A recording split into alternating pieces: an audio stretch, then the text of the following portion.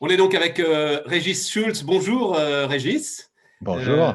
Ravi de vous revoir. Donc, alors je le disais en sommaire, hein, mais j'ai fait la liste là, hein, quand même. But, Darty, Monoprix, j'en oublie pas, les grands distributeurs que vous avez dirigés en France avant de vous expatrier.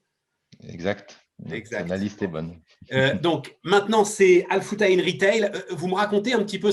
En fait, c'est un grand distributeur de marques internationales, c'est ça que vous dirigez en ce moment, Régis?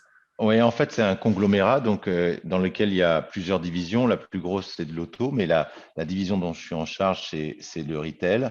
Et dans le retail, on est le partenaire d'IKEA sur la région du Moyen-Orient. On est le partenaire de Marks Spencer depuis l'Égypte jusqu'à Singapour. Donc, on a toute cette géographie-là, en fait, qui descend vers Singapour. On est le partenaire de Inditex, donc Zara, sur l'Asie, Thaïlande, Singapour, Malaisie. On a la marque Toys R Us sur l'ensemble du Middle East. On a Sandro, Mage, un certain nombre de marques de fashion dans le portefeuille. Et puis, on a du bricolage avec Ace sur la région. On le voit alors, derrière vous d'ailleurs, hein, il y a, alors, voilà, on révise notre géographie, il y a l'Indonésie là, qui est donc à votre gauche, on a évidemment les Émirats, on a l'Arabie Saoudite avec effectivement l'Égypte, et puis, alors on ne le voit pas là, mais je vous l'avais demandé, c'est la Malaisie qui est aussi derrière vous, c'est-à-dire c'est des centaines de millions de consommateurs. La zone de chalandise, si on peut parler comme ça, Régis, c'est quoi?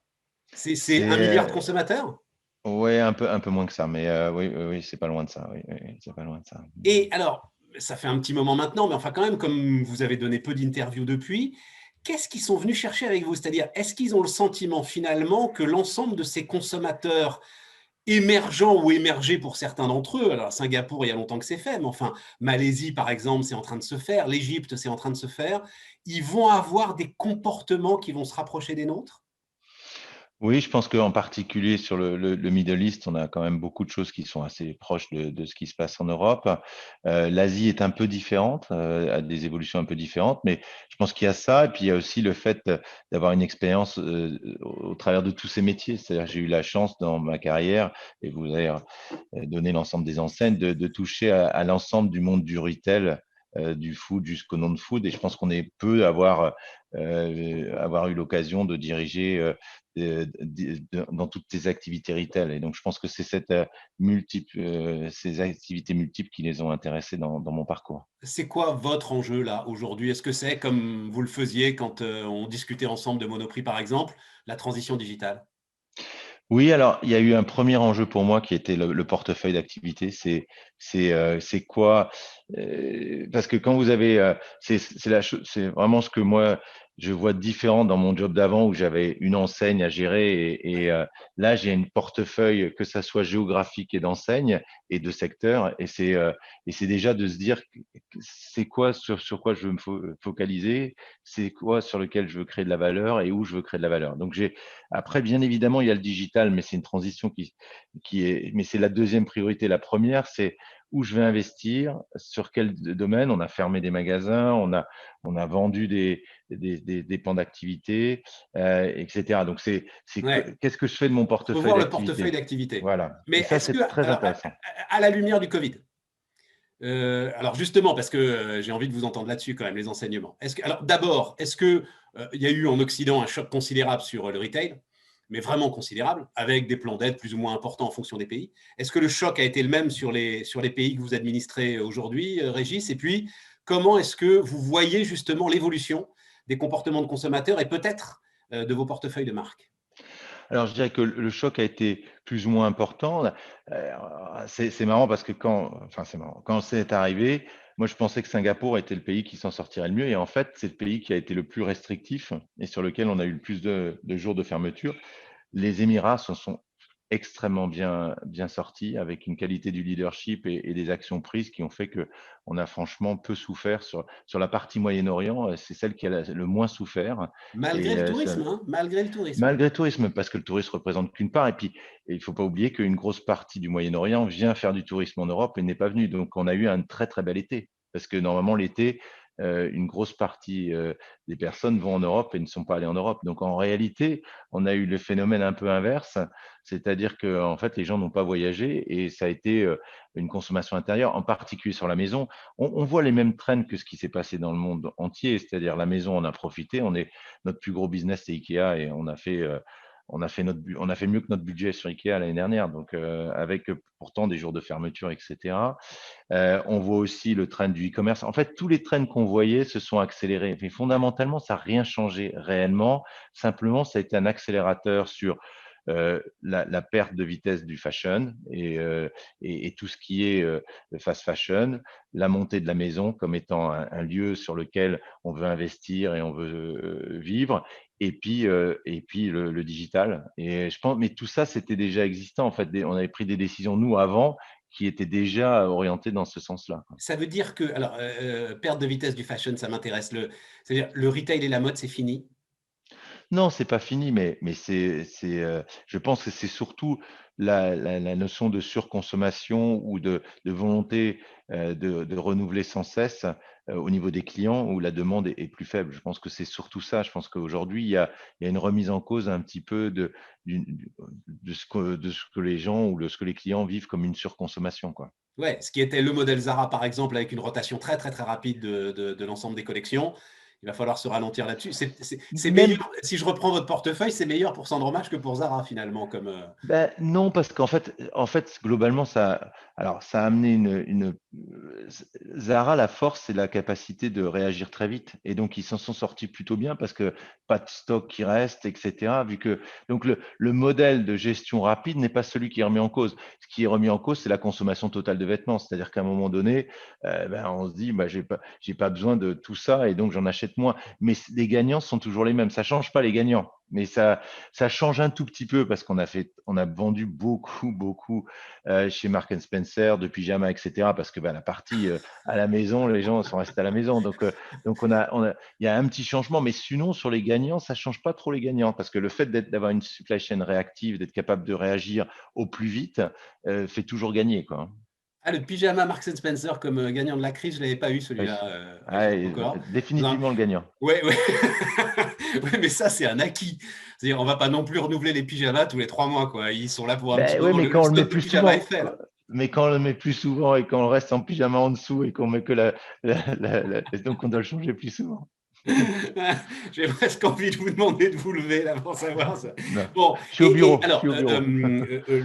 si on prend, alors, par exemple, une marque comme Ikea, la façon dont vous gérez les choses aujourd'hui, c'est-à-dire, vous êtes comme un franchisé, vous prenez l'ensemble des impulsions de la marque et vous n'avez pas votre mot à dire, ou il y a du dialogue et de la discussion vu l'importance de ce que vous représentez?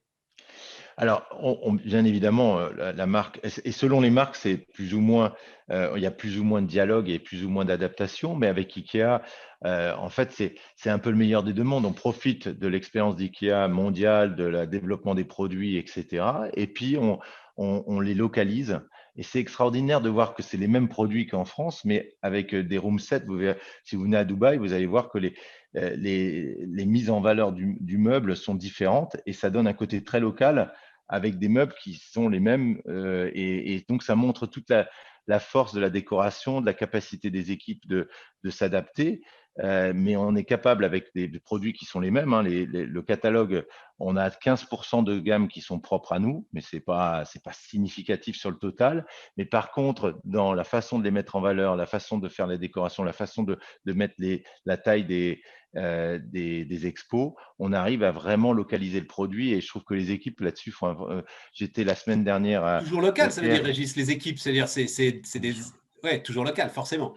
Alors, bien évidemment, sur Dubaï et sur l'UAE, en fait, il y a 90% d'expatriés, donc Non, mais quand je dis local, local, c'est c'est-à-dire c'est des équipes qui sont oui. forcément en phase avec ce qui se passe dans le pays, en fait. C'est Tout ça à l'idée, fait. quoi. Ouais. On visite des maisons, on visite les maisons de nos clients, on essaie de voir comment ils sont utilisés les meubles. Et donc, quand on est en Égypte, la semaine dernière, on ouvrait un magasin Ikea en Égypte, hein, et c'est extraordinaire de voir, ils recréent des intérieurs de maisons égyptiennes tout en utilisant des meubles Ikea et en localisant et en mettant la déco, on arrive à en faire quelque chose qui est très localisé. Et là, Ikea vous fait confiance et vous laisse faire.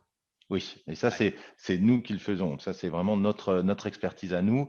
Nous, on amène l'expertise, la gestion humaine de tous les services, par exemple, ici, il y a beaucoup plus de services chez IKEA. La partie, faire les plans, les livraisons et cetera, c'est venu très a après. Nous, on a commencé par ça parce qu'ici, le niveau de service est plus élevé, donc on fait l'installation et cetera. On fait beaucoup plus de choses que ne fait IKEA, donc toute cette partie-là on l'adapte de façon à ce que le format soit gagnant dans nos pays. Le niveau de service est plus élevé? Ah oui, Dans largement, le retail des pays dans lesquels vous opérez aujourd'hui, le niveau de service est plus oui, élevé, oui, Régis? oui, oui, oui, oui, beaucoup plus élevé et plus qualitatif, oui.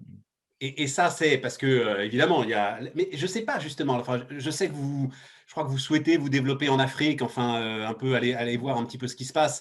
Et là, Amazon n'y est pas franchement. Sur les pays où vous êtes, là, si je regarde par exemple l'Indonésie, Amazon existe ou ils sont pas encore sur ces pays-là. Alors Amazon est très présent sur le Moyen-Orient, vu qu'ils ont racheté un des acteurs, donc ils sont leaders du marché sur le Moyen-Orient, donc ils ont une grosse base installée. En Asie, c'est plus, Alibaba qui est, le Ouais. principal concurrent. Donc en fait, le monde est un peu divisé en 2 avec, d'un côté, on va dire, les États-Unis, l'Europe, jusqu'au Moyen-Orient où c'est un monde Amazon et puis de l'autre côté, dès qu'on passe de l'autre côté, on arrive. Alors l'Inde est entre les deux, vu qu'il y a une bataille entre les deux en Inde, et puis après on passe sur le monde Alibaba. Vous êtes sur la ligne de front. Et alors, est-ce que cette qualité de service, justement, elle permet des stratégies de résistance qui sont plus efficaces que celles que on peut avoir en Occident ou que vous avez pu essayer de bâtir en France?